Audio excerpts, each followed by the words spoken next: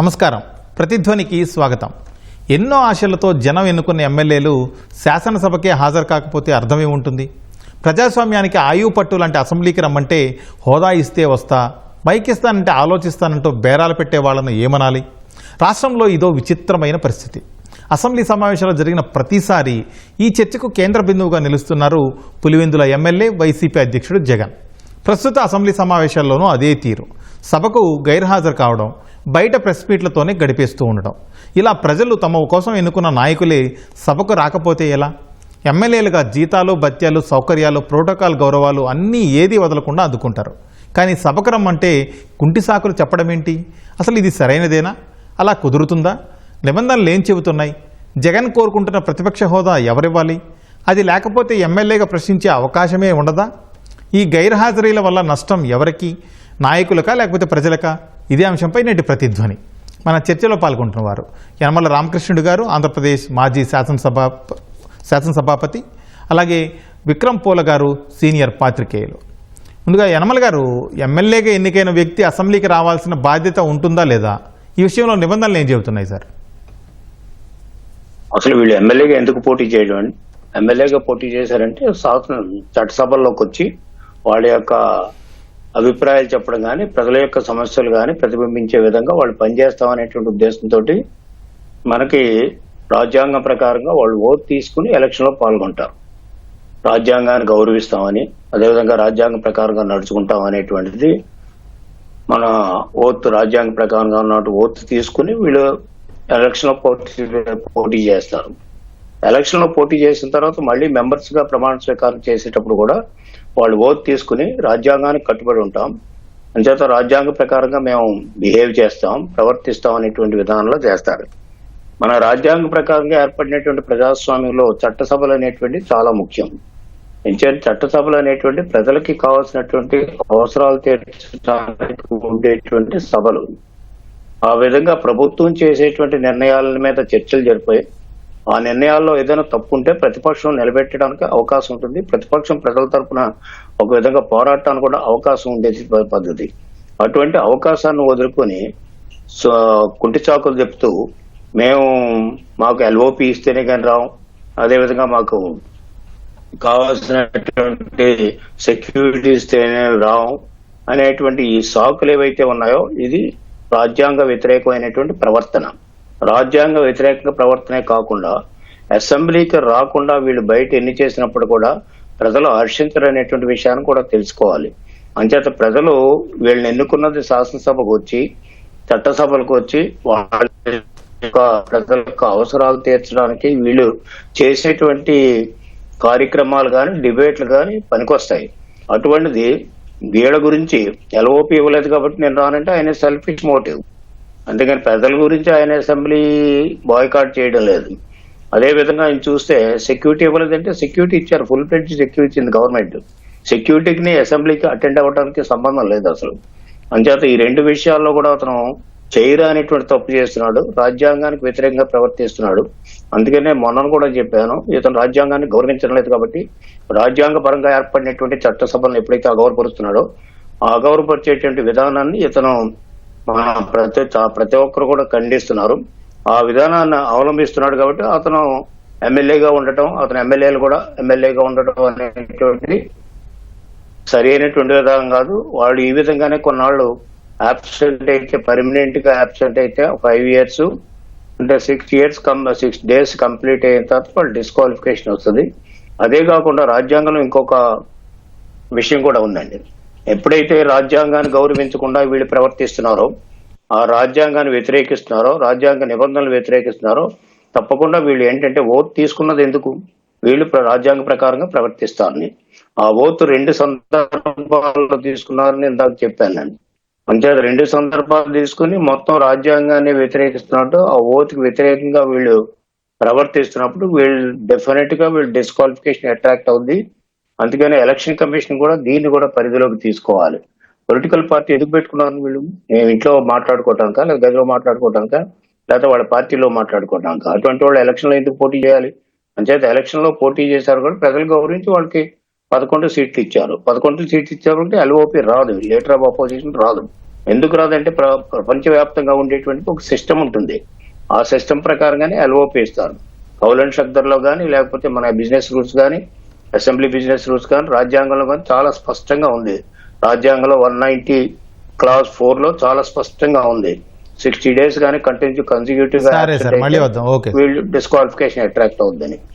Okay sir. అలాగే లక్ష్మీనారాయణ గారు ఆంధ్రప్రదేశ్ సమగ్రాభివృద్ధి మండలి అధ్యయన వేదిక కన్వీనర్ కూడా మనతో జాయిన్ అయ్యారు. లక్ష్మీనారాయణ గారు, ఇప్పుడు విపక్షంలో ఉన్నటువంటి వైసీపీ ఎమ్మెల్యేలు వాళ్ళ పార్టీ అధ్యక్షుడు కానీ అసెంబ్లీ సమావేశాలకు హాజరు కావడం లేదు.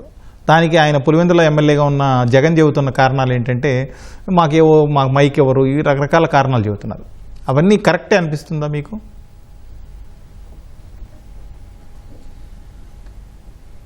శాసనసభ్యుడి బాధ్యతలేంటి? మొదట ప్రజాస్వామ్య విలువలు, ప్రజాస్వామ్యం యొక్క నిర్వచనం, చట్టసభల యొక్క ప్రాధాన్యత, గుర్తెరిగినటువంటి ఏ ప్రజాప్రతినిధి కూడా నేను శాసనసభకు రాను, నాకు ప్రతిపక్ష హోదా కల్పిస్తేనే వస్తాను, లేదా మైక్ నాకు కోరినంతసేపు ఇవ్వాలి అప్పుడే వస్తాను, ఇలా షరతులు విధిస్తూ అసంబద్ధమైనటువంటి వైఖరి ప్రదర్శిస్తూ శాసనసభకు హాజరు కాకపోవడం అత్యంత బాధ్యతారహితం. అలాంటి చట్టసభల సభ్యులుగా కొనసాగడమే అనైతికమని నా భావన. ఈరోజు శాసనసభ్యులు, అది ప్రతిపక్ష పార్టీకి చెందిన వాళ్ళు కావచ్చు, పాలక పక్షానికి చెందిన వాళ్ళు కావచ్చు, ఒక నియోజకవర్గం నుంచి ప్రజలు ఎంపిక చేసిన తర్వాత, ఎన్నుకున్న తర్వాత ఆ నియోజకవర్గ సమస్యలతో పాటు రాష్ట్ర సమస్యలు, అభివృద్ధి, చట్టాల రూపకల్పనలో, ప్రభుత్వం అమలు చేసే విధానాల్లో మంచివా కాదా, వాటి అమలు వల్ల నష్టం జరుగుతుందా, మేలు జరుగుతుందా, చట్టాలు రూపొందించే ముందు ముసాయిదా తీర్మానాలు సభ ముందుంచినప్పుడు అందులో సమగ్రంగా ఉన్నదా లేదా సవరణలు చేయాలా, ఇవన్నీ సూచించాల్సినటువంటి, వాటిపై చర్చలో పాల్గొనాల్సినటువంటి బాధ్యత శాసనసభ సభ్యులందరికీ ఉంటుంది. పాలక ప్రతిపక్షం అనేటువంటిది విచక్షణ లేదు. ఇక్కడ ఒక పార్టీ నాయకుడిగా ఉంటే ఆ పార్టీ నాయకుడిగా ఆ పార్టీకి ఉన్నటువంటి సభ్యుల సంఖ్యను బట్టి సమయాన్ని కేటాయిస్తారు. అలాగే 10% ఒక సాంప్రదాయం, జీతభత్యాల చెల్లింపులోనో చట్టాలు ఇవన్నీ కూడా భారతదేశంలో కొన్ని అమలులో ఉన్నాయి. పార్లమెంటులో ఉంది, లోక్సభలో కాంగ్రెస్ పార్టీకి ఇవ్వలేదు కదా మొన్నటి వరకు. అలాగే శాసనసభల్లో ఉమ్మడి రాష్ట్రంలో ఇవ్వలేదు కదా చాలా సందర్భాలలో. అలాగే అన్ని పార్టీలు కూడా ఇవ్వరు కదా. ఈరోజు ఉమ్మడి రాష్ట్రంలో అనేక మంది ప్రముఖులు, పుచ్చలపల్లి సుందరయ్య గారు, తరిమెల నాగిరెడ్డి గారు, వెంకయ్య నాయుడు గారు, జైపాల్ రెడ్డి గారు, సిహెచ్ రాజేశ్వరరావు గారు, వేములపల్లి శ్రీకృష్ణ గారు, ఇలా ఎంతోమంది ఉద్దండులు ఆ సభలో ఉన్నారు. వాళ్ళు ప్రతిపక్ష నాయకుల హోదా ఉంటేనే విలువ వచ్చిందా వాళ్ళు మాట్లాడిన దానికి? వాళ్ళు శాసనసభ పని విధానంలో, శాసనాల రూపొందించడంలో, ప్రజావాణిని వినిపించడంలో వాళ్ళు పోషించిన పాత్రను బట్టి విలువ వచ్చింది. అది ముందు జగన్మోహన్ రెడ్డి గారు గుర్తించాలి. విక్రమ్ గారు, ఇప్పుడు ఒక జగన్ మాత్రమే కాదు, మిగిలిన 10 మంది ఎమ్మెల్యేలు కూడా ఆ పార్టీకి చెందిన వాళ్ళు ఎవ్వరూ అసెంబ్లీకి రావడం లేదు. వాళ్ళని ఎన్నుకున్న ప్రజల కోణంలో చూస్తే ఇది సరైన చర్యనా? తప్పనిసరిగా అండి. అంటే ఇప్పుడు పెద్దలు యనమల రామకృష్ణుడు గారు, లక్ష్మీనారాయణ గారు కూడా చెప్పారు, చాలా విషయాలు చెప్పారు. అంటే ఆశ్చర్యం ఏంటంటే తనుకి లీడర్ ఆఫ్ అపోజిషన్ ఇవ్వలేదని చెప్పి తను బాయ్కాట్ చేస్తున్నానని చెప్తున్నాడు ఆయన. మరి మిగతా సభ్యులు తన పార్టీకి చెందినటువంటి 10 మంది ఎమ్మెల్యేలను ఎందుకు పంపించడం లేదనేది పెద్ద సమస్య. ఎందుకంటే వాళ్ళు ప్రజలు ఎన్నుకున్నటువంటి ప్రజాప్రతినిధులు, వాళ్ళ నియోజకవర్గ సమస్యల్ని అక్కడ సభలో లేవనెత్తాలి. వాళ్ళు పాత్ర చాలా గణనీయమైనటువంటి పాత్ర ఉంది. మరి వాళ్ళ స్వేచ్ఛ, వాళ్ళకు ఉన్నటువంటి హక్కుల్ని ఏ విధంగా ఆయన కట్టైల్ చేస్తున్నాడు, ఏ విధంగా వాళ్ళని అంటే పార్టీ నేతగా ఉన్నంత మాత్రాన వాళ్ళకు ఉన్నటువంటి స్వేచ్ఛని ఆయన ఎందుకు భంగం చేస్తున్నాడు అనేటువంటిది అర్థం కావటంలా. కనీసం తను రాకపోయాడు. అసలు రాకపోవటం కూడా కరెక్ట్ కాదని ఇప్పుడే చెప్పారు. దీని మీద పెద్ద ఎత్తున పౌర సమాజంలో ఒక విస్తృతమైనటువంటి ఒక చర్చ జరుగుతున్నది. ఎందుకంటే మనది ప్రాతినిధ్య ప్రజాస్వామ్యం అండి. ప్రజలందరూ వెళ్ళి చట్టసభలో కూర్చోలేరు కాబట్టి ప్రజలు తమ ప్రతినిధిగా ఒకరిని ఎన్నుకొని వాళ్ళని పంపిస్తారు. అక్కడ తమ సమస్యల్ని అంటే ప్రతిబింబిస్తారు. నియోజకవర్గ సమస్యలు కావచ్చు, తమ ఇబ్బందులను కావచ్చు ప్రభుత్వం దృష్టికి తీసుకెళ్తారనేటువంటి ఉద్దేశంతో ప్రజలు ఒక ప్రతినిధిని పంపించేటువంటి సంప్రదాయం మనకి ఈ అంటే మన ప్రజాస్వామ్య వ్యవస్థలో ఉంది. దానిని కాదని ఈయన చాలా నియంతృత్వంగా తన ఎమ్మెల్యేలందరినీ కూడా వెళ్లొద్దని చెప్పడం అనేటువంటిది చాలా ఆందోళనకరం, చాలా బాధాకరం. గతంలో సరే కొన్ని సందర్భాల్లో కొన్ని ప్రతిపక్షాల్లో ఉన్నటువంటి నేతలు తమకు జరిగినటువంటి అవమానాలు రీత్యా 1-2 సంవత్సరాలు అసెంబ్లీకి వెళ్ళనటువంటి సందర్భాలు ఉన్నాయి. గతంలో ఎన్టీ రామారావు గారు అట్లానే చేశారు. అదేవిధంగా చంద్రబాబు నాయుడు గారు కూడా లాస్ట్ ఫేజ్లో వెళ్ళలేదు. కానీ వాళ్ళ పార్టీకి చెందినటువంటి శాసనసభ్యుల్ని వెళ్ళొద్దని వాళ్ళు ఎప్పుడు కూడా ఎక్కడా కూడా వాళ్ళని అంటే వాళ్ళ మీద ఆంక్షలు విధించలేదు.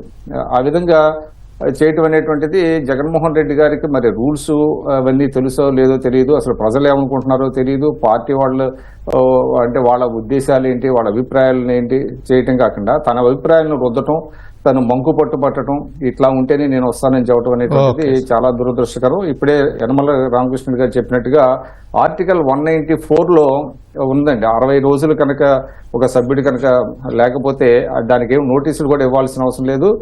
That can be declared vacant. ఆ విధంగా మరి ఈ మన స్పీకర్ గారు చేస్తారా లేదనేది చూడాలి. 60 రోజులు కనుక నిండినట్టయితే ఆటోమేటిక్ గా ఆయన్ని ఇంటికి పంపించడం ఒకటే ఉత్తమమైనటువంటి మార్గంగా కనిపిస్తున్నది. ప్రతిధ్వనిలో ఇప్పుడు విరామం. యనమల గారు, ఇప్పుడు జగన్ కోరుతున్న ప్రతిపక్ష హోదా విషయంలో సభా సాంప్రదాయాలు, రూల్స్ ఏం చెబుతున్నాయి? అసలు ఆ హోదా ఎవరికి ఇస్తారు, ఎవరివ్వాలి? హోదా అనేటువంటిది రూల్స్ ప్రకారంగా మనకు ఆల్రెడీ ఎస్టాబ్లిష్డ్ రూల్స్ ఉన్నాయండి. అందుకని మనకు 2 ఇంపార్టెంట్, 1 రాజ్యాంగం, 2 అసెంబ్లీ రూల్స్, 3 కౌలన్ షక్దర్ ప్రాక్టీస్ దాంట్లో మనకు స్పష్టంగా చెప్తారు. అంటే అది ఎక్కడైనా కూడా భారతదేశంలో ఏ చట్టసభల్లో అయినప్పటికీ కూడా మినిమం 10% వాళ్ళకి వస్తేనే వాళ్ళకి ఎల్ఓపి వస్తుంది. ఇది ప్రాక్టీసే కాదు, రూల్స్, రాజ్యాంగం, అదేవిధంగా కౌలన్ షక్దర్లో పార్లమెంటరీ ప్రాక్టీసెస్ కూడా. అంచేత ఈ విధంగా లేని వాళ్ళకి ఎక్కడ ఇవ్వరు. ఎంచేతంటే ఎక్కడ పార్లమెంట్ లో కూడా ఇవ్వరు, అదేవిధంగా మనం కూడా ఇవ్వలేదు. మనకి చూస్తే అప్పుడు బి జనార్దన్ రెడ్డి ఉన్నప్పుడు, నేను స్పీకర్ గా ఉన్నా, అప్పుడు వాళ్ళకి రిక్వైర్డ్ నెంబర్ రాలేదు. కానీ ప్రధాన ప్రతిపక్షంగా పనిచేశారు. ఎట్లా పనిచేస్తారంటే ఎవరికైతే ఎల్ఓపి రాదో వాళ్ళు గ్రూప్ లీడర్స్ గా పనిచేస్తారు.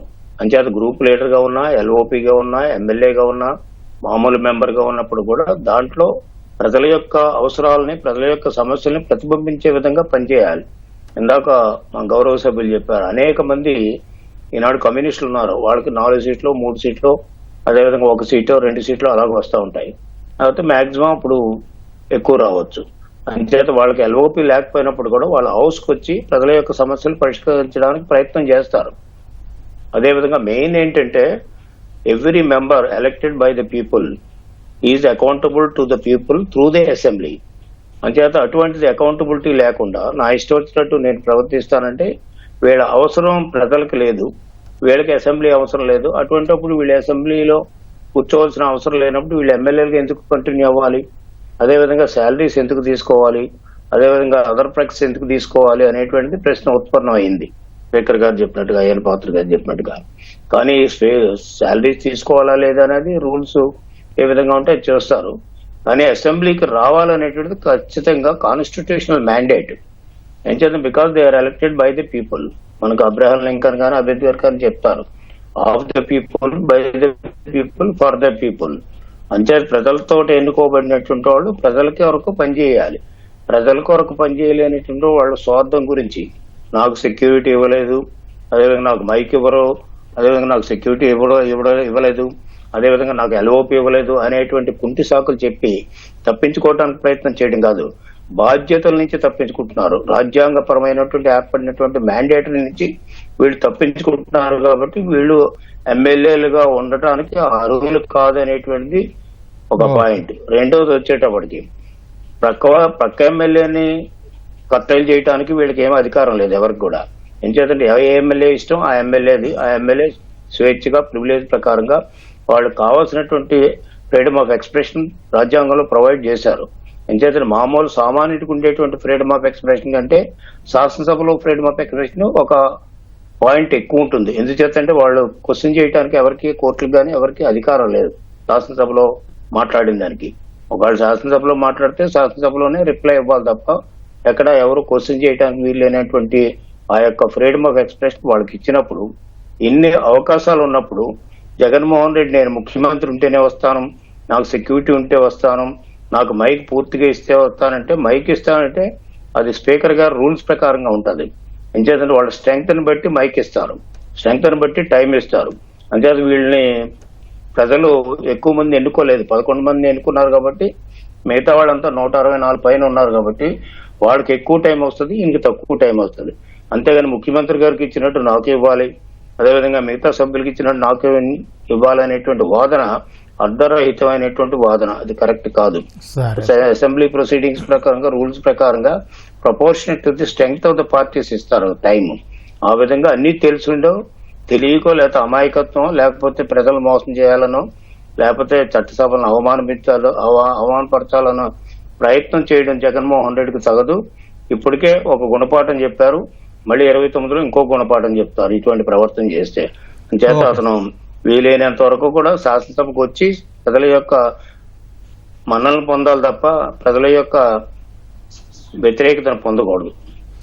లక్ష్మీనారాయణ గారు, ఇప్పుడు ఒక ఎమ్మెల్యేగా ఉన్న వ్యక్తికి జీతభత్యాలు లేకపోతే ఇతరత్ర ఆర్థిక ప్రయోజనాలు, ప్రోటోకాల్ గౌరవాలు ఇవన్నీ కలిపి ఎంత అవుతుంది? అసెంబ్లీకి రాని వాళ్లకు ఇలాంటివన్నీ ఇవ్వడంలో అర్థం ఉందా అసలు? ఈ ప్రశ్న పెద్దలు యనమల రామకృష్ణ గారికి వేయాలి. ఎందుకంటే వారు స్పీకర్గా ఉన్నారు, చాలా సంవత్సరాల పాటు చట్టసభ సభ్యులుగా ఉన్నారు. నేను ఆ పరిసర ప్రాంతాలకే ఎప్పుడూ పోయినవాడిని కాదు. జీతభత్యాలు ఎంత వస్తాయంటే బహుశా 3 లక్షల వరకు వివిధ రూపాలలో, అది వేతనం కావచ్చు, ప్రయాణ ఖర్చులు కావచ్చు, లేకపోతే ఇంటి అద్దె కావచ్చు, ఇవన్నీ రకరకాలుగా ఉంటాయి ఒక శాసనసభ్యుడికి. ఒక ఫ్లోర్ లీడర్ అయితే మళ్ళా గవర్నమెంట్ స్టాఫ్, సపోర్టింగ్ స్టాఫ్, వాళ్ళ జీతాలు, వాళ్ళ ఆఫీసులు ఇవన్నీ కూడా ఉంటాయి. అవి ప్రభుత్వ ఖజానా నుంచి చెల్లిస్తున్నది, ప్రజలు పన్నుల రూపంలో చెల్లించిన డబ్బు నుంచి చెల్లిస్తున్నారు. అది ₹1 అయినా సరే చాలా విలువైనటువంటిది. దానికి అకౌంటబుల్గా శాసనసభ్యులు, శాసన మండలి సభ్యులు ఉండాలి. ఆ బాధ్యతలు నిర్వర్తించినప్పుడు ప్రజల డబ్బును తీసుకునేటువంటి నైతిక హక్కు లేదు. చట్టబద్ధంగా ఉందా లేదా అనేది వేరు. ఆయన సభ్యుడిగా కొనసాగినంత వరకు, అది జగన్మోహన్ రెడ్డి గారు కావచ్చు, వైసీపీ ఎమ్మెల్యేలు అందరూ 11 మంది కావచ్చు, చట్టబద్ధంగా సభ్యులుగా ఉన్నప్పుడు జీతభత్యాలు తీసుకోవచ్చు. కానీ నైతికంగా అది చాలా అనైతికమైనటువంటిదని నా అభిప్రాయం. ఒకటి. రెండవది, శాసనసభ స్పీకర్ గారు ఇవాళ ఇదొక క్లాసికల్ కేసు ఆంధ్రప్రదేశ్లో ప్రత్యేకించి. నాకు ప్రతిపక్ష హోదా ఇకపోతే నేను రాను, నా పార్టీ ఎమ్మెల్యేలు ఎవరు రాకుండా కట్టడి చేస్తాననేది. వాళ్ళందరి మీద నియమాలు, ఒక కొత్త సమస్య ఎదురు కావచ్చు భవిష్యత్తులో. న్యాయ సమీక్షకు కూడా వెళ్ళవచ్చు ఉన్నత న్యాయస్థానాలకి, హైకోర్టు, సుప్రీంకోర్టుకు. కానీ ఇది తేలాలి, న్యాయ సమీక్ష కూడా జరగాలి. శాసనసభ స్పీకరు వాళ్ళపైన అనర్హత వేటు వేయాలని నేను కోరుకుంటున్నాను. ఒక ఆంధ్రప్రదేశ్ పౌరుడిగా, ఓటు హక్కు ఉన్నటువంటి పౌరుడిగా కోరుకుంటున్నాను. Let it go to judicial review, పోనివ్వండి, తేలుతుంది. భవిష్యత్తులో అన్నా ఇలాంటి పనులు చేయకుండా నివారించబడుతుందని నా అభిప్రాయం. ఈరోజు ఎందుకు పోవాలి చట్టసభ సభ్యులు, శాసనసభ్యులు? నాయకుడే కాదు, సభ్యులు ఎందుకు పోవాలి? ప్రభుత్వాన్ని జవాబుదారీతనాన్ని రాబట్టాలి, పారదర్శకత పాలనలో ఉండేటట్టుగా చేయాలి. సుపరిపాలన కోసం వీళ్ళని ఎంపిక చేసుకొని పంపించడం జరిగింది. బహుశా జగన్మోహన్ రెడ్డి గారికి అవినీతి క్రిమినల్ కేసుల్లో ఉన్నారు కాబట్టి, ఆ నైతికత లేదు కాబట్టి ప్రభుత్వాన్ని ఎదిరించేటువంటి శక్తి లేదేమో, అందుకనే అవాయిడ్ చేస్తున్నాడేమో అనే భావన ప్రజల్లో సర్వత్రా ఇప్పటికే పాదుకొల్పునిందని చెప్పేసి నా అభిప్రాయం. విక్రమ్ గారు, ఇప్పుడు గతంలో ఎప్పుడైనా ఈ విధంగా ఎన్నికైన రోజు నుంచే మేము రాము అసెంబ్లీకి అని ఏ పార్టీ అయినా చెప్పిందా? అసలు చేశారా ఆ విధంగా? ఇదే వైసీపీ వాళ్ళు అధికారంలో ఉన్నప్పుడు విపక్ష హోదా గురించి ఏం మాట్లాడారు? ఇప్పుడు నాకు తెలిసినంత వరకు అంటే పెద్దలు రామకృష్ణుడి గారు కూడా ఉన్నారు. అంటే డే 1 నుంచి ఎలక్ట్ అయిన డే 1 నుంచి సభకు రాకపోవటం అనేది ఎక్కడా జరగలేదు. కొన్ని సందర్భాల్లో ఏంటంటే ఒక ప్రత్యేకమైనటువంటి ఒక కాజ్ కోసం, ఒక ప్రజా సమస్యల కోసం, ఒక కాజ్ కోసం కొంతమంది ఎన్మాస్గా రాజీనామాలు చేసి వెళ్ళిపోయిన, సభ నుంచి వెళ్ళిపోయినటువంటి సందర్భాలని. ముఖ్యంగా మీకు 1989లో బోఫోర్స్ అవినీతి మీద సభలో చర్చ జరగట్లేదని 12 పార్టీలకు చెందినటువంటి 106 మంది ఎంపీలు రాజీనామా చేయడం జరిగింది.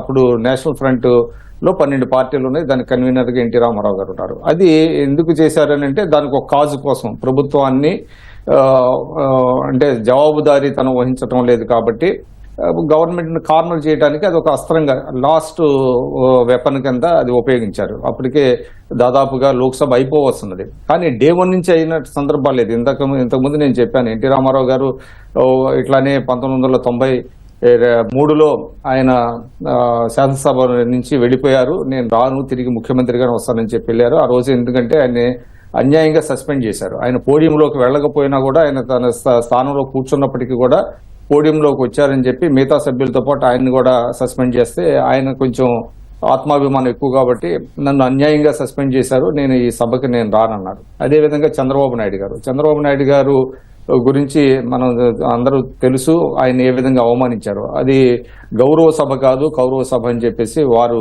1 సంవత్సరం ఉండగా ఆయన వెళ్ళారు. కానీ ఇక్కడ మనం ప్రత్యేకంగా చెప్పాల్సింది ఏంటంటే, మనకి 2017లో అండి, 2017లో పార్లమెంటు ఒక 2 రోజుల పాటు ఒక ప్రత్యేక సమావేశాలు నిర్వహించింది మోడీ గారి ప్రభుత్వం.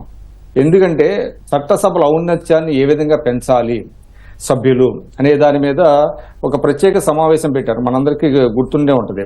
ఎందుకంటే అప్పుడు అక్రాస్ ది పార్టీస్ అందరూ కూడా ఏం చెప్పారని అంటే, రాజ్యాంగమే మనకు ఒక దిక్సూచి, రాజ్యాంగంలో ఏది చెప్తే దానిని సభ్యులు అమలు చేయాలి, కాబట్టి ఒక లైట్ హౌస్ మనకి కాన్స్టిట్యూషన్ అనేటువంటిది అని అన్ని పార్టీలు ఇంక్లూడింగ్ పక్షంగా ఉన్నటువంటి కాంగ్రెస్ పార్టీ కూడా. అలాగే ఇవాళ చట్టసభల ఔన్నత్యాన్ని జగన్మోహన్ రెడ్డి గారు దెబ్బతీస్తున్నారు దానికి అటెండ్ అవ్వకుండా. అలాగే లాస్ట్ టైం గవర్నమెంట్ లో సీఎం గా ఉన్నప్పుడు జగన్మోహన్ రెడ్డి ఏం చెప్పారు ప్రతిపక్ష హోదా గురించి? ఆయన చాలా, అంటే దీనికి పూర్తి విరుద్ధమైనటువంటి స్టాండ్ తీసుకున్నారన్న విషయం అందరికీ తెలుసండి. ఇవాళ అన్ని ఛానల్స్ లో చూపిస్తున్నారు. ఆ రోజు ఏమన్నారు అనేటువంటిది కూడా ఇవాళ ప్రతిపక్ష నేత ఆ రోజున చంద్రబాబు నాయుడు గారు ఉన్నప్పుడు ఆయన ఏం మాట్లాడారు అనేటువంటి తెలిసింది. మనందరికీ తెలిసిందే. అంటే ఆయన ఒక కన్సిస్టెన్సీ లేదు ఆయన స్టాండ్ లో. వాళ్ళ పొలిటికల్ పార్టీలో ఒక రాజకీయ పార్టీ అన్న తర్వాత ఒక పొలిటికల్ కన్సిస్టెన్సీ ఉండాలి. మీరు ప్రతిపక్షంలో ఉన్నప్పటికీ, అధికారంలో ఉన్నప్పటికీ కూడా ఒక పొలిటికల్ కన్సిస్టెన్సీ లేకుండా ఆయన మాట్లాడటం అనేటువంటి జరుగుతుంది. చంద్రబాబు నాయుడు గారికి ఆ రోజు అంటే 23 మంది సభ్యులు ఉన్నారు కాబట్టి ఇవ్వక తప్పలేదు. అందువల్ల ఇవాళ దానికి పూర్తి విరుద్ధమైనటువంటి స్టాండ్ తీసుకోవడం అనేటువంటి జరుగుతుంది. కనుక లక్ష్మీనారాయణ గారు ఒక మంచి సూచన చేశారు. ఇవాళ ఆర్టికల్ 190 క్లాజ్ 4 ప్రకారం ఆయన్ని డిస్క్వాలిఫై చేయాలి. ఇన్ కేసు కనుక ఆయన కోర్టుకి వెళ్తే మరి కోర్టు ఏ విధమైనటువంటి రూలింగ్ ఇస్తుంది అనేటువంటి చూడాలి. ఎందుకంటే ఇది ఒక బ్యాడ్ ప్రెసిడెంట్ కాకూడదు. మనకు సంప్రదాయాలు ఉన్నతంగా ఉండాలి. యనమల గారు చెప్పారు ఇప్పుడే, కౌలన్ షగ్దరు ఇటువంటి వల్ల అదేంటంటే ఒక ఉన్నతమైనటువంటి సంప్రదాయాలు పాటించాల్సినటువంటి సభలో ఒక బ్యాడ్ ప్రెసిడెంట్ అనేటువంటిది ఉండకూడదు. కాబట్టి దీని మీద చాలా సీరియస్ ఇష్యూ, దీని మీద అందరూ కూడా ఆలోచించాల్సిన అవసరం అయితే ఉంది. ఒకరోజు అవసరమైతే ప్రత్యేకంగా దీని మీద ఒక సెషన్ పెట్టాలి. అందరి సభ్యుల అభిప్రాయాలను కూడా తెలుసుకోవాల్సిన అవసరం ఉంది స్పీకర్ గారు. ఆ విధంగా పెడితే కనుక బాగుంటుందండి. ప్రతిధ్వనిలో ఇప్పుడు విరామం. యనమల గారు, ఇప్పుడు అసెంబ్లీకి ఎన్నికైన వ్యక్తి ఏ పరిస్థితుల్లో సభకు రాకుండా ఉండొచ్చు? అది కూడా గరిష్టంగా ఎన్ని రోజులు గైర్హాజరు అవకాశం ఉంటుంది? ఒకవేళ ఆ గీత దాటితే ఎలాంటి చర్యలు తీసుకునే అవకాశం ఉంది? అసెంబ్లీలో ప్రొటెస్ట్ చేసేటువంటి హక్కు మెంబర్స్కి ఉంటుంది, ప్రతిపక్షానికి కూడా ఉంటుంది. ఎందుచేతంటే 2-3 రకాలు. ఒకటి, ఇష్యూ మీద చేయాలి. ఏదైనా ఇష్యూ మీద ప్రొటెస్ట్ చేసుకోవచ్చు వాళ్ళు, ఏంటంటే వెళ్ళలోకి వెళ్ళడం అటువంటి ఏదైనా కార్యక్రమాలు, కాబట్టి మెంబర్స్ కి అంతా రైట్ ఉంటుంది. అదేవిధంగా రెండోది వచ్చేటప్పటికి వాకౌట్ చేయడానికి రైట్ ఉంటుంది. వాకౌట్ కూడా ఒక ఇష్యూ మీదే వాకౌట్ చేయడానికి అవకాశం ఉంటుంది. మూడోది వచ్చేటప్పుడు బాయ్కాట్ చేయడానికి అవకాశం ఉంటుంది. బాయ్కాట్ కూడా ఇష్యూ మీద చేయాలి తప్ప పర్మనెంట్ గా నేను బాయ్కాట్ చేస్తాను, పర్మనెంట్ గా వాకౌట్ చేస్తాను, పర్మనెంట్ గా నేను హౌస్ లోనే వెళ్ళలోనే కూర్చుని పోడియం దగ్గర కూర్చుంటానంటే అది రూల్స్ కూడా ఒప్పుకోవు. ఏం చేద్దంటే ఇండిసిప్లిన్ కింద వస్తుంది, తర్వాత డిజరప్షన్ కింద వస్తుంది, హౌస్ డిజరప్షన్ కింద. అంచేత ఇప్పుడు బాయ్కాట్ వీళ్ళు పర్మనెంట్ గా చేయడానికి వీళ్ళకేమో హక్కు లేదు. అంచేత ఇందాక లక్ష్మీనారాయణ గారు చెప్పినట్టుగా ఆర్టికల్ 190 క్లాస్ 4 లో చాలా స్పష్టంగా ఉంది. 60 days కానీ ఎక్సీడ్ అయితే డెఫినెట్ గా, అంటే కన్సిక్యూటివ్ గా 60 days ఉండాలి. అంచేత దానికి డెఫినేషన్ కూడా ఇచ్చారు, దాంట్లోనే సబ్ క్లాస్ లో మన ప్రావిజన్ లో ఇచ్చారు. అది చూసుకుంటే వీళ్ళు ఏం చేతంటే ఇప్పుడు పాయింట్ ఏంటంటే 60 days కంటిన్యూస్ గా జరుగుతుందా లేదా హౌస్ అనేటువంటిది పెద్ద పాయింట్. ఒకవేళ నిజంగా 60 days కానీ హౌస్ జరిగితే 60 days కూడా వీళ్ళు యాబ్సెంట్ అయితే, అంటే మధ్యలో సెలవులు రావచ్చు, లేకపోతే ప్రొరోగ్ అవ్వచ్చు, అది లెక్కలో తీసుకోరు. 60 days 1 year లో 60 days జరిగితే 1 year లో వీళ్ళు పదవి పోతుంది. లేకపోతే మీకు 60 days కంటిన్యూస్ గా 2 months అయితే కూడా పదవి పోవడానికి అవకాశం ఉంది. అది చాలా క్లియర్ గా ఉంది రాజ్యాంగంలో. అదొకటి. లక్ష్మీనారాయణ గారు ఒక ఇష్యూ చెప్పారు, జ్యుడిషియల్ రివ్యూ అనేటువంటిది చాలా ఇంపార్టెంట్. నేననేది అంటే in addition to what he said, judicial review అనేటువంటిది వీళ్ళు బాయ్కాట్ మీద కాకుండా అదేవిధంగా వీళ్ళు చేసేటువంటి అన్కాన్స్టిట్యూషనల్ యాక్టివిటీస్ మీద ఇప్పుడు మనకు చూస్తే, ఫర్ ఎగ్జాంపుల్ వీళ్ళు వయలేట్ చేశారు రాజ్యాంగాన్ని. ఎందుకంటే ఓత్ ని వయలేట్ చేశారు, ఇది రికార్డెడ్ గా వయలేట్ చేశారు. మామూలుగా సింపుల్ గా మనం మాట్లాడుతాం అన్కాన్స్టిట్యూషనల్, అలా కాకుండా వీళ్ళు ఆన్ రికార్డ్ వయలేట్ చేశారు. ఏంటంటే వీళ్ళు తీసుకున్నటువంటి ఓత్ 2 times తీసుకున్న 2 times కూడా ట్రూ ఫెయిత్ ఉంటుంది రాజ్యాంగంలో, అదేవిధంగా true elegance to the constitution 2 మాటలు స్పష్టంగా ఉన్నాయి రాజ్యాంగంలో. వీళ్ళు ఓత్ తీసుకున్న దాంట్లో ఆ ఓత్ లో వాటిని వయలేట్ చేసినప్పుడు అవి కూడా questionable even in the court of law. అంచేత ఆ విధంగా కొన్ని ఇష్యూస్ ఈ బాయ్కాట్ చేయొచ్చా లేదా అనేటువంటిది, చేయటానికి వీలు లేదనేది చాలా స్పష్టంగా అర్థమవుతుంది దాంట్లో. అదేవిధంగా ఎల్ఓపి ఇవ్వచ్చా లేదా అనేటువంటిది కూడా ఇవ్వక్కర్లేదు అనేటువంటి చాలా స్పష్టంగా అవుతుంది. ఆల్రెడీ కోర్టులోకి వెళ్ళారు, కోర్టులో ఏదో something is going on in the court of law. అదేవిధంగా ఇప్పుడు నేననేది ఏంటంటే వీళ్ళు ఓత్ ని వయలేట్ చేసినట్టుగా రికార్డెడ్ గా కనపడుతుంది. అంచేత ఓత్ ని వయలేట్ చేసినప్పుడు why certain provisions under the constitution will not attract అనేటువంటిది క్వశ్చన్ పాయింట్. అంచేత తప్పకుండా రాజ్యాంగం ని విస్మరించడం కానీ, రాజ్యాంగాన్ని అవమానపరచడం కానీ, రాజ్యాంగంలో ఉండే ప్రావిజన్ అవమానపరిచినప్పుడు వీళ్ళ మీద చర్యలు ఎందుకు తీసుకోకూడదు, దానికి కోర్టు రివ్యూ ఎందుకు చేసుకోకూడదు అనేటువంటి కోర్టులోకి ఎవరైనా వెళితే కోర్టు తప్పకుండా దీనిలో పరిధిలో తీసుకుంటుంది వీళ్ళ activity. Because the MLAs and Jagan activities are outside the house which can be question by any citizen అని చేస్తారు. ఆ విధంగా రెండోది చూస్తే మీకు ఇందాక ప్రొద్దుట ఒక రీజన్ చెప్పాడు, వాడు పేపర్ చూశాను నేను, సాక్షి పేపర్ మిగతా పేపర్లో. గవర్నర్స్ అడ్రస్ వస్తున్నాం కాబట్టి సంవత్సరానికి ఒకసారి గవర్నర్స్ అడ్రస్ కి వస్తాం కాబట్టి సంవత్సరంలో 60 రోజులుగా సెషన్ జరగదు కాబట్టి నేను దాన్ని ఫుల్ఫిల్ చేస్తున్నాను అన్నట్టుగా మాట్లాడాడు. అది కరెక్ట్ కాదు. ఎంచేతంటే governor's address is not a session. మీరు క్లియర్ గా దాంట్లో మనకు ఉండేటువంటి ఆర్టికల్లో చూస్తే ఈ all sitting, if anybody boycotts the all sittings అని ఉంటది. సిట్టింగ్ వేర్, సెషన్ వేర్. Session is not included. Governor's address is not included in the session and the sitting is separate, session is separate. అంచేత గవర్నర్ అడ్రస్ లో ఎవరు chair చేయరు. అది beginning కూడా ఆటోమేటిక్ గా బిగిన్ అవుతుంది, ఆటోమేటిక్ గా ఎండ్ అవుతుంది అంతే. దాంట్లో ఎవరు పలానా వాళ్ళు చైర్ చేస్తున్నారు, పలానా వాళ్ళు అధ్యక్షత వహిస్తున్నారు అని ఉండదు. ఎంచేతంటే ఆయన కాన్స్టిట్యూషనల్ రిక్వైర్మెంట్ కాబట్టి ఆయన వచ్చి చెప్పేసి సంవత్సరానికి ఒకసారి వెళ్ళిపోతా ఉంటాయంటే దాంట్లో ఎవరికి ప్రమేయం లేదు. కానీ సెషన్, యాక్చువల్ సెషన్ ఎప్పుడు బిగిన్ అవుతుంది అంటే, యాక్చువల్ సిట్టింగ్స్ ఎప్పుడు బిగిన్ అవుతుంది అంటే నెక్స్ట్ డే నుంచి బిగిన్ అవుతాయి. ఆ నెక్స్ట్ డే నుంచి బిగిన్ అయ్యేటువంటిది చూస్తారు. అందుకని ఏదైతే జగన్మోహన్ రెడ్డి నేను ప్రతి సంవత్సరం గవర్నర్స్ అడ్రస్ కి వచ్చి అటెండెన్స్ చేసుకుంటున్నానంటే that will not be counted at all as per the system. అంచేత అతను అసెంబ్లీకి వస్తేనే, సిట్టింగ్ లో పాల్గొంటేనే, ఆ విధంగా కార్యక్రమం చేస్తేనే అతను ఎస్కేప్ అవ్వగలడు, కానీ లేకపోతే ఈ కెనాట్ ఎస్కేప్ ఇఫ్ ఈ tries to avoid the assembly for next 5 years. అది ఆలోచించుకోవాల్సినటువంటి అవసరం ఉంది. అంచేత ఎవరైనా సిటిజన్ జ్యుడిషియల్ యాక్షన్ కూడా వెళ్ళటానికి అవకాశం ఉంది. జ్యుడిషియల్ పిటిషన్ వేసి జ్యుడిషియల్ లో చెప్పడానికి కూడా అవకాశం ఉంది. ఎంచేతంటే రూల్స్, కాన్స్టిట్యూషన్, అదేవిధంగా కౌలన్ శబ్దాలు very clear about the LOP కాదు, అసలు వీళ్ళు వెళ్ళకపోవడం అనేటువంటి కాన్స్టిట్యూషనల్ ఆబ్లిగేషన్. ఎంచేత గవర్నర్ ఎట్లా ఎందుకు వస్తున్నాడు, కాన్స్టిట్యూషన్ రిక్వైర్మెంట్ కాబట్టి ఆయన వచ్చి చేసుకుని అడ్రస్ చేసుకుని వెళ్ళిపోతాడు అంతే.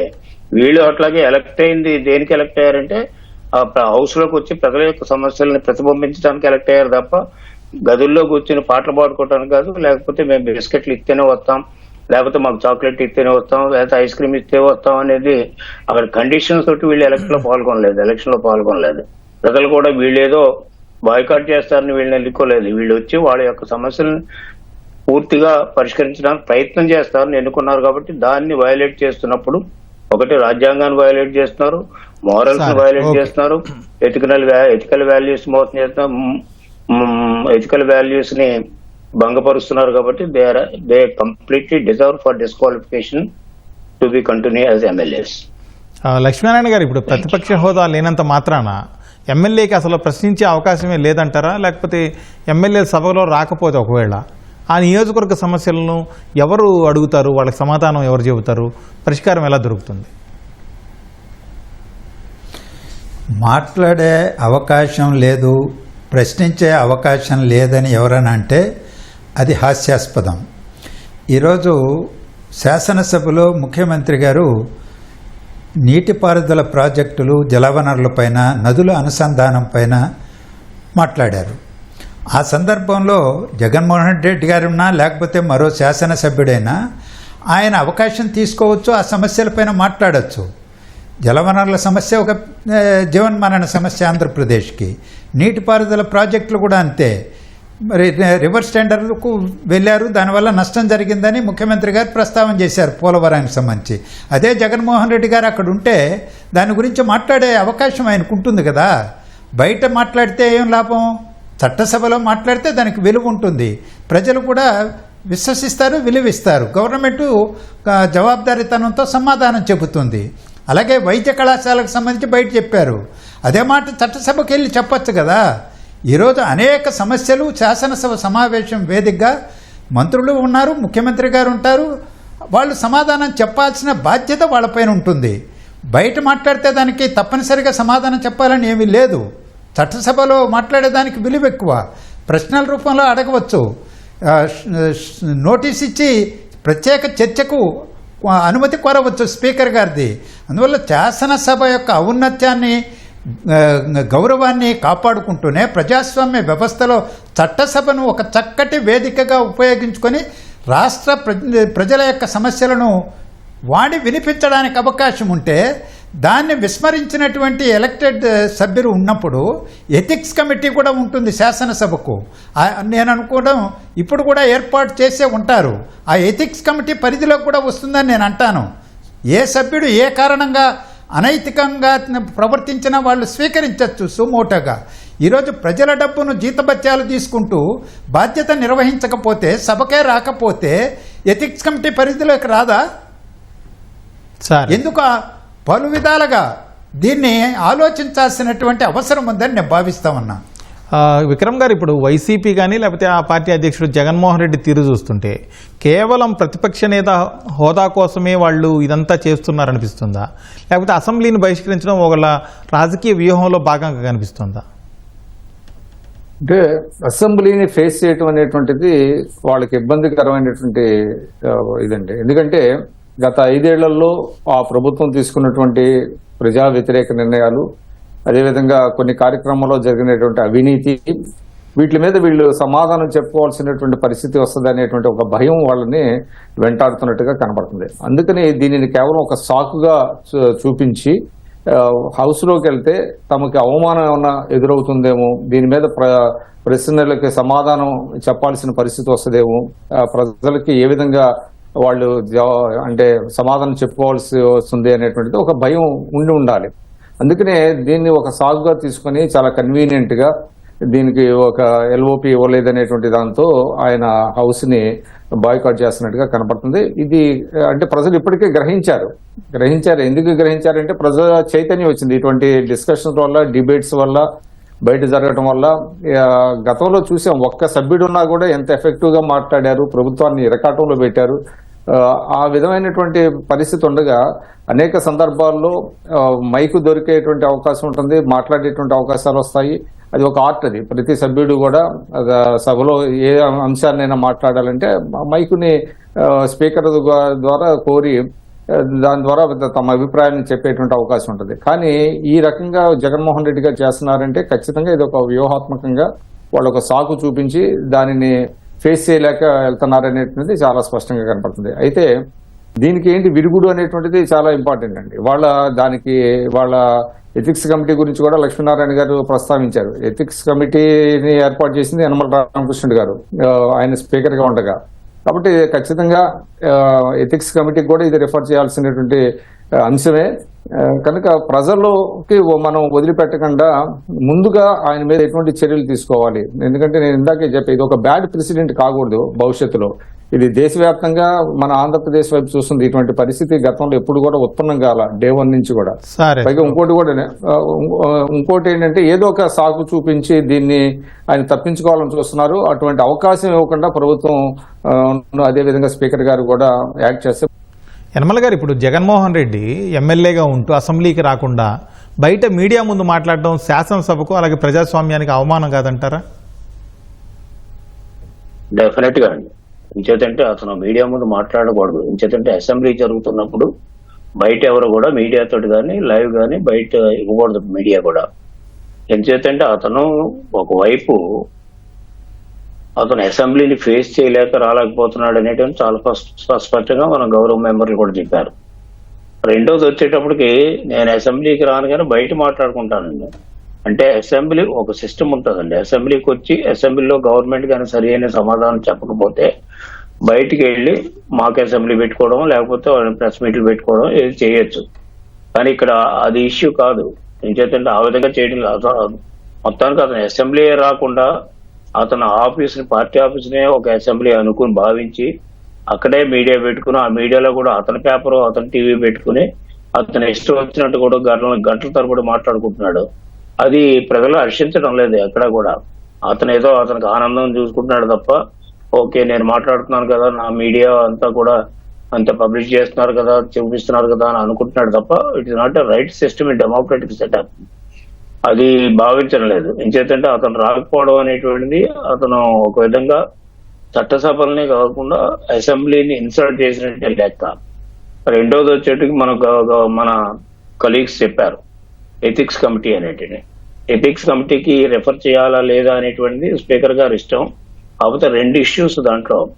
ఒకటి, బయట అసభ్యంగా ప్రవర్తించిన, అన్డెమోక్రటిక్ గా ప్రవర్తించిన, లోపల కూడా ఇండిసిప్లిన్ గా ప్రవర్తించిన, లోపల అంటే హౌస్ లో, అదేవిధంగా అన్డెమోక్రటిక్ గా ప్రవర్తించినప్పటికి కూడా ఎథిక్స్ కమిటీకి మెంబర్ యొక్క బిహేవియర్ రాజ్యాంగ ప్రకారంగా ఉండాలా లేకపోతే రూల్స్ ప్రకారంగా ఉందా లేదా అనేది క్వశ్చన్ వచ్చినప్పుడు తప్పకుండా ఎథిక్స్ కమిటీకి వీళ్ళు రెఫర్ చేయొచ్చు.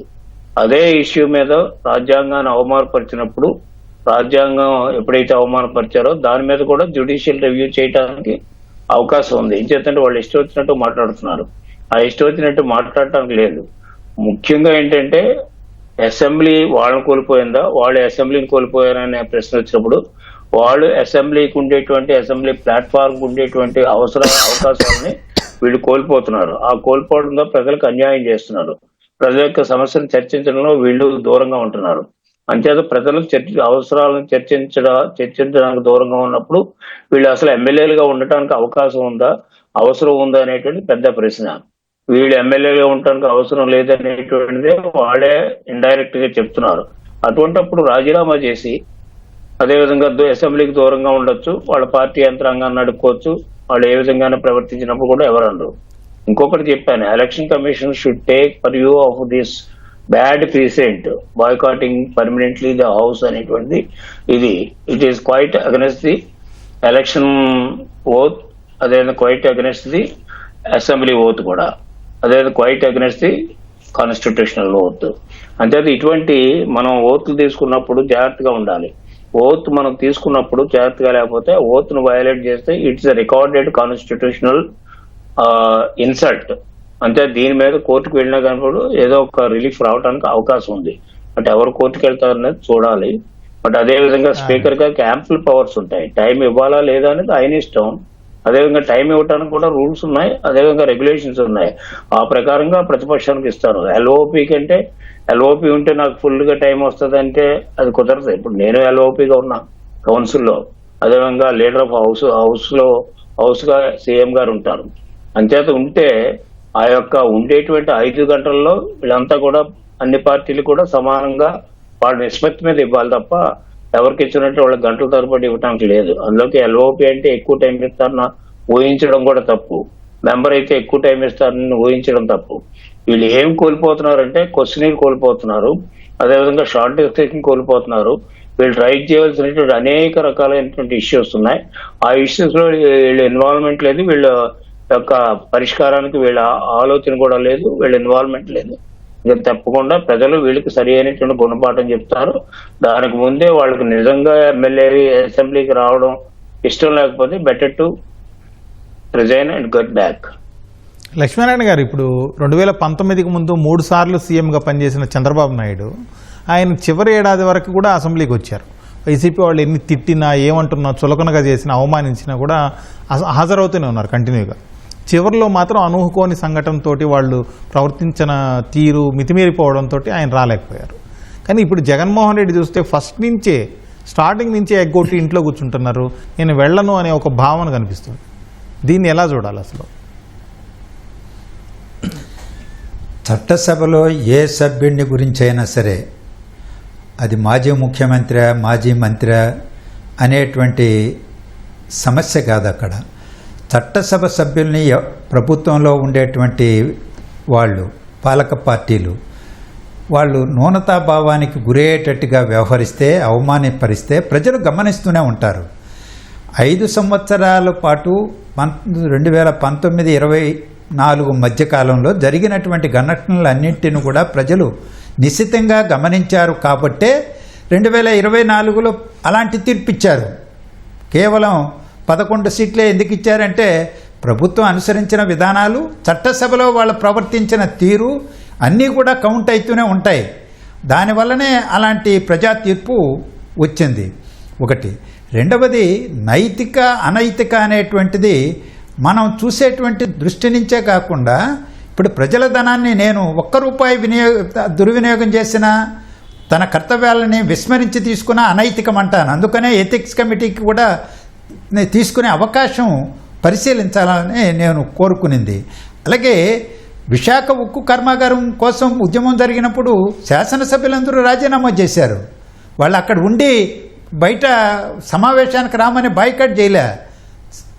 అంటే అవసరం వచ్చిన సందర్భంలో రాజీనామా చేయండి.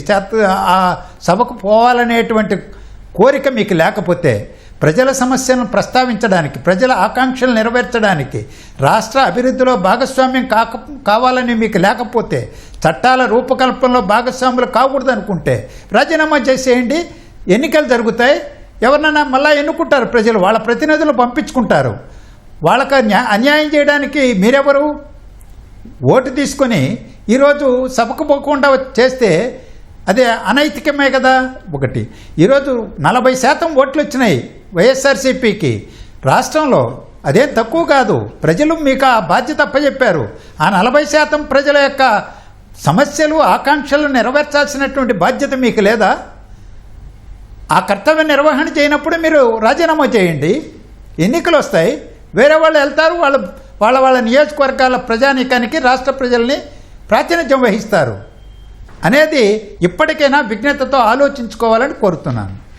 విక్రమ్ గారు, ఇప్పుడు లక్ష్మీనారాయణ గారు అన్నట్టుగా వైసీపీకి 40% దాదాపుగా ఓట్లు వచ్చాయి. అలాగే పులివెందుల నియోజకవర్గ ప్రజలు కూడా జగన్ని గెలిపించారు. ఇప్పుడు వాళ్ళు ఆ వైసీపీకి మొత్తంగా రాష్ట్ర వ్యాప్తంగా ఓట్లేసిన ప్రజలు కానీ, జగన్మోహన్ రెడ్డిని గెలిపించిన పులివెందుల ప్రజలు కానీ ఏం నిర్ణయం తీసుకోవాలి, ఈ పరిస్థితిని వాళ్ళు ఏం తీసుకుంటే బాగుంటుందంటారు? నేను అనుకోవటం అండి, ఇప్పటికే గతం కంటే కూడా, అంటే గత ఏడాది కంటే కూడా చాలా ఒత్తిడి అయితే పెరుగుతున్నదండి. ఎందుకంటే ప్రజల్లో ఒక చర్చ మొదలైంది. ఇందాక ఇది చెప్పాను, ఇటువంటి డిబేట్స్ వల్ల కావచ్చు, అదేవిధంగా రాజ్యాంగ నిపుణులు లేదంటే చట్టసభల మీద పూర్తి సాధికారత ఉన్న యనమల రామకృష్ణుడు గారు లాంటి వాళ్ళు చెప్పే వల్ల, మాటల వల్ల, వాళ్ళు చెప్పేటువంటి అభిప్రాయాలు, వెలిబుచ్చేటువంటి అభిప్రాయాల వల్ల ఇప్పటికే ప్రజల్లో చాలా పెద్ద ఎత్తున చర్చ జరుగుతున్నది. దీన్ని మరింత ఎక్కువగా తీసుకెళ్లాల్సినటువంటి పరిస్థితి ఉంది. ఎందుకంటే ఒక ప్రజా చైతన్యం ద్వారానే ఏదైనా ఒక మార్పు జరుగుద్దండి. అంటే ఒక యూనిటీ యాక్షన్స్ అనేటువంటిది తీసుకోవాలి ఖచ్చితంగా. అట్ ది సేమ్ టైం ఏంటంటే ఇంకంత ప్రజల్లో చైతన్యం అనేటువంటిది తీసుకురావాల్సినటువంటి అవసరం ఉంది. అతన్ని తరువుగా ఎక్స్పోజ్ చేయాలి. ఇటువంటి నీతి బాహ్యమైనటువంటిది, చట్ట వ్యతిరేకమైనటువంటి చర్యల్ని పూర్తి స్థాయిలో కూడా ఎండగట్టాల్సినటువంటి అవసరం ఉంది. దాన్ని అటువంటి బాధ్యతని అందరూ తీసుకోవాలి, అన్ని పార్టీలు తీసుకోవాలి. అన్ని పార్టీలు కూడా ఇప్పటి వరకు ఒక పాలక పార్టీ మాట్లాడుతుంది, మిగతా పార్టీలు మరి ఏంటి దురదృష్టం, మరి ఇండివిజువల్గా కొంతమంది మాట్లాడుతున్నారు తప్ప ఆ పార్టీల వైఖరి కూడా, రాజకీయ పార్టీల వైఖరి కూడా స్పష్టం చేయాల్సినటువంటి అవసరం ఉంది. వాళ్ళు ఏంటంటే వాటికి ప్రాతినిధ్యం లేదు శాసనసభలో, అంటే వామపక్షాలు కావచ్చు, ఇతర పార్టీలు కావచ్చు వాటికి. కానీ వాళ్ళు కూడా బయట తీసుకురావాలి. ఈ రకమైనటువంటి ఒత్తిడి కనుక తీసుకొస్తే ప్రజలు తిరుగుబాటు అనేటువంటిది వస్తుంది. ప్రజలు తిరుగుబాటు అంటే అది మనకి కనిపించకపోవచ్చు, కానీ వాళ్ళు ఖచ్చితంగా ఇది వాళ్ళకి ఏంటంటే సమయం వచ్చినప్పుడు, మళ్ళీ ఎన్నికల సమయంలో వాళ్ళ తీర్పు అనేటువంటిది ఇస్తారు. ఏదేమైనప్పటికీ ఇవాళ ఒక అత్యున్నతమైనటువంటి ఒక ప్రజావేదిక, ఆయన బయట వెళ్ళి ప్రెస్ కాన్ఫరెన్స్లు పెట్టుకున్నా అది కూడా ఏంటంటే సెలెక్టివ్ గా పెట్టుకుంటున్నారు. అందరినీ కూడా అన్ని అంటే మీడియా సంస్థల నుంచి ప్రతినిధులను ఆహ్వానించట్లా, కొంతమందిని ఆహ్వానిస్తున్నారు, వాళ్ళతోనే మాట్లాడుతున్నారు. అదంతా ఒక ఏకపక్షంగా జరుగుతుంది. కాబట్టి బయటికి వెళ్ళి మనం మీడియాతో మాట్లాడదామన్నా కూడా అది ఏకపక్షంగా జరుగుతుంది తప్ప పూర్తి స్థాయిలో జరగట్లా. కనీసం అందరినీ కూడా పిలిస్తే ఆయన్ని అక్కడ క్వశ్చన్ చేస్తారు. కాబట్టి అది కూడా ఆయన వ్యూహాత్మకంగా ఎవరికి దొరకకుండా తప్పించుకుంటున్నానని ఆయన చాలా ఆనందపడుతున్నారేమో, కానీ ప్రజలందరూ కూడా చాలా అసహించుకుంటున్నారు. ఇది పులివెందుల ప్రజలు కూడా ఆలోచించాల్సినటువంటి పరిస్థితి. మరి వాళ్ళు ఏ విధమైనటువంటి నిర్ణయం తీసుకుంటారనేటువంటిది కూడా మనం చూడాలి. విక్రమ్ గారు, బ్రీఫ్గా ఒక మాట చెప్పండి. అసలు వైసీపీ పట్ల ప్రజలు ఎలాంటి నిర్ణయం తీసుకునే అవకాశం ఉంది వచ్చే ఎన్నికల్లో ఇలాంటి ప్రవర్తన చూశాక? ఇది ఎక్కువ కాలం ప్రజల్లో అంటే ఒక్కసారిగా ప్రజలు స్పందించరండి. వాళ్ళ అవకాశం వచ్చినప్పుడు చూస్తారు, ఖచ్చితమైనటువంటి నిర్ణయం తీసుకుంటారు. అందువల్లనే కదా ఇవాళ వాళ్ళు ఎందుకు ఇంత 11 సీట్లకి ఎవరు కూడా ఊహించలేదు, ఊహించనంత తక్కువ స్థాయికి ఎందుకు పడిపోయారు అనేటువంటిది, అది మరింత తక్కువగా పడిపోయేటువంటి అవకాశం కూడా ఉంటుంది సరిదిద్దుకోకపోతే. థ్యాంక్ యూ విక్రమ్ గారు, అలాగే థ్యాంక్ యూ లక్ష్మీనారాయణ గారు, థ్యాంక్ యూ యనమల గారు డిస్కషన్లో పార్టిసిపేట్ చేసినందుకు. ఇది ఇవాళ ప్రతిధ్వని. నమస్కారం.